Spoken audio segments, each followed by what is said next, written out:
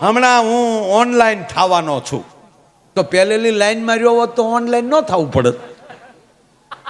ગૌશાળાના મફત પ્રોગ્રામ કર્યા હોત. આપણે ઘણા એમ કે ગઢપણમાં ગોવિંદ ગાશું, જવાનીમાં ઝપટ કરી લેવાની.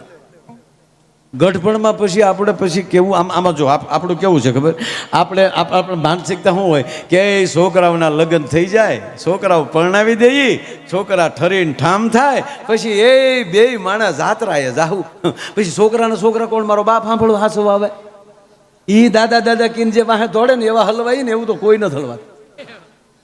જેટલા પોતાના દીકરાને સાહેબ એટલો લાગણી ન હોય ને એટલી દીકરાની લાગણી પછી થાય. વ્યાજ બહુ વાલું હોય. આ કઈ કંપનીની નોટ છે?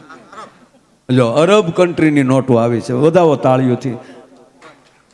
ના જે આવે એ બધું દાનમાં મારા બાપ.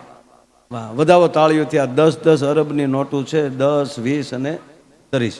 વધાવો તાળીઓથી બોલો. જો અરબ વાળાને કઈ નોટો આપો એની કરતા થોડુંક ડીઝલ થોડુંક વધારે આવવા ગયો આ બાજુ મારો બાપ. હા, હમણાં ઈ હોડા હલવાના છે. અને હકીકત કહો, બધી ટેવ રાખજો. એસી વગર હુતાય આવડવું જોવે, પાણીનો રોટલોય ખાતા આવડવું જોવે. શું કામ ખબર?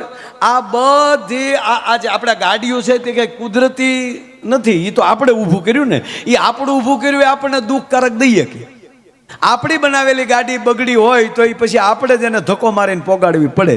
પણ ઘોડું માંદું પડ્યું હોય ને તોય બિચારું આપણે ઠહડક પોગાડી દે. શું કામ? એ પરમાત્માની માયા છે.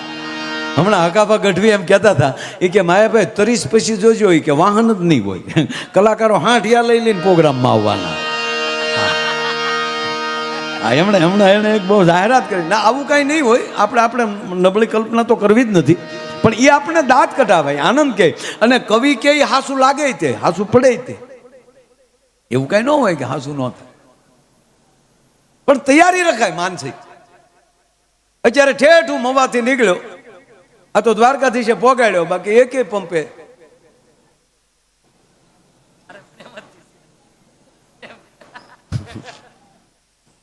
નહીં. એ મારો કહેવાનો અર્થ એ છે કે આ પરિસ્થિતિ એનો સામનો કઈ રીતે કરવો એ સમાજની જવાબદારી છે, જનતાની જવાબદારી. ટેવ એટલે પણ આ કોરોના લોકડાઉન આવ્યું, કોરોનામાં હવે નહોતા ઘરે બેઠા. અરે એ તો ઠીક, પણ કેવા ડાયાથી બે હતા, આમ બેઠા અને ઘણા ત્યાં ગીત ગાતા. ઘરે જમાવી દે. કારણ કે અમે કલાકારોને એમણામ તો રહી ન શકીએ. પછી હમણાં પ્રોગ્રામમાં પછી મોબાઈલ ઉપર કહે, મિત્રો હમણાં હું ઓનલાઈન થવાનો છું, તો પહેલેલી લાઈનમાં રહ્યો હોત તો ઓનલાઈન ન થવું પડત. ગૌશાળાના મફત પ્રોગ્રામ કર્યા હોત. કર્યા જ છે અમારા કલાકારો. લગભગ સારા કાર્યમાં ગયા હોય ત્યાં કોઈ પેમેન્ટ લે નહીં. અને કેવું લોકડાઉનમાં થયું હતું, બધાય ઘરે રેઢા કૂતરા બજારમાં રખડે કાઉ.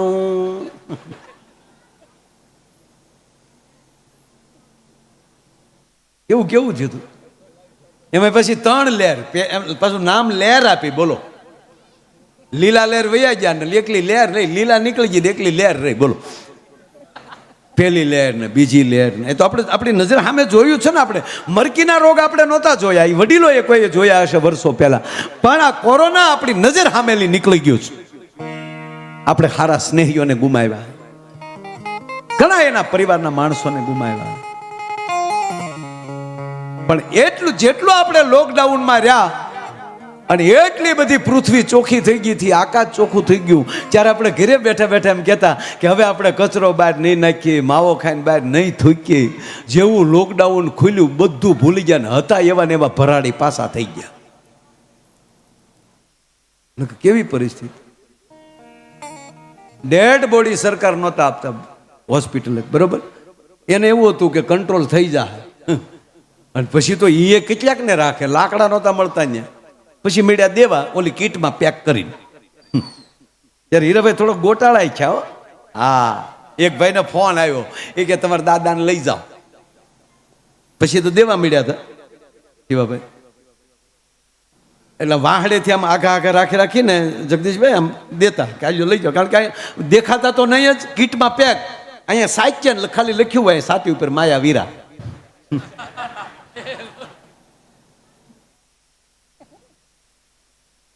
એ વાહડા અડાડીને એમણે પરબારો ગાડીમાં નાખી એને લઈ ગયા. અગ્નિ સંસ્કાર કરી નાખ્યો. 12મું 13મું ઘરના એ પૂરું કરી નાખ્યું. પાછા 15 દી છે પાછો ફોન આવ્યો, તમારા દાદાને લઈ જાઓ. ઓલા કે 15 દી પહેલા તો એક દાદો લઈ ગયા, હું દાદાને લઈ જાઉં.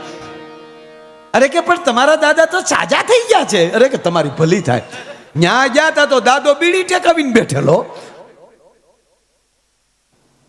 મારા દીકરાઓ 1 મહિનાથી કેમ કોઈ ડોકાતા નહોતા.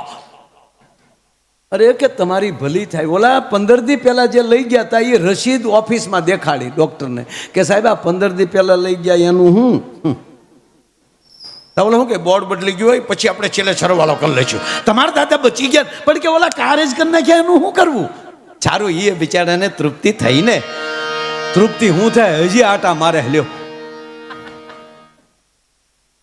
અને મારા એ ભાઈ તમે જોજો આ આપણો ડાયરો કેવો બધો ખબર? એમાં આ બહેનોમાં જેટલી દયા છે એટલે આપણે ભાઈઓમાં દયા નહીં. ભલે હું તમારી ભેગો છું, કોઈ ગુજરી ગયું હોય ને આપણે જે ગયા હોય ઓ કરતા કરતા, અને અમુક તો વળે એ કરે રામ રામ, તો ઓલો અંદર હું તો આમ કે.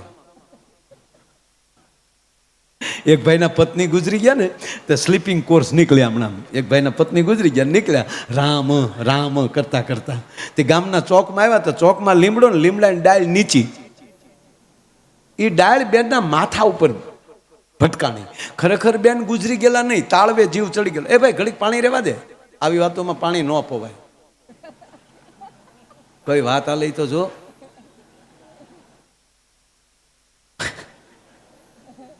બસ ઘડીક બેસી જા મારા બાપ, ઘડીક બેસી જા. આ ડાયા છે અને તાળીઓથી બતાવો. અરે સાહેબ અહીંયા દાન આપ્યું ન્યાલી લઈ અને જે આવી સેવા કરી રહ્યા છે એ સ્વયંસેવકો માટે એકવાર તાળી થઈ જાય મારા બાપ. આ બધા ખૂબ સારું કામ. આ બસ એટલી જ, પછી વધારે ન હોય. પછી ઘડીક જ એટલે આમ નીકળ્યા સ્લીપિંગ કોર્સમાં રામ રામ, ઓલી ડાળ ભટકાણી માથે. હવે ખરેખર સાહેબ ત્યારે ગામડામાં ડોક્ટર નહીં, આ વડીલોને વધારે ખબર છે કે એ શ્વાસ જોઈ લે પછી ન હાલતું હોય, અને કાં પછી બહુ વેમ પડે તો કપાળ ઉપર માખણ મૂકતા. માખણ ન ઓગળે એટલે માન લે કે ગુજરી ગયા. મૂળ તાળવે જીવ ચડી ગયેલો, પણ આવડો મૂળ ગરધણી ઉતાવળ કરી ગયેલો કે અબ જલ્દ લે જાઓ ઇસ ઢેર મેં રખા ક્યા હૈ. બસો એ આગળ ગઝલ ગાતો જાય, કોઈ આયે કોઈ જાયે ये तमाशा क्या है, समझ में कुछ नहीं आता ये दुनिया क्या है. અને એ વળી આગળ આવ્યો જાય રામ રામ કરતો. એ માથું ભટકાણું અને બેન પાછા આવ્યા, વાહડા પકડીને બેઠા. ક્યાં લઈ જાવ? એ રોયાવ, તમારું નરકમાં હારું નહીં થાય. એ ભડોદીને હેઠી ઉતાર્યો, શેરી વળાવીને સજ કરું ને ઘરે આવો ને પાછું લઈ ગયા. 15 વર્ષ જીવ્યા. 15 વર્ષ પછી પાછા એ બેન ગુજરી ગયા ને પાછી સ્લીપિંગ કોર્સ નીકળી. રામ રામ પાછા ચોકમાં આવ્યા અને જા સામે લીમડાની ડાળ દેખાણી તો એનો પતિ ગડગડતી દોડ દીધી. ઉભા રહ્યો વાહડે કરીને ડાળ ઉછી રાખીને પછી કીધું હવે ધીરે ધીરે કાઢો. હવે આને પ્રેમ કહેવાય સાહેબ?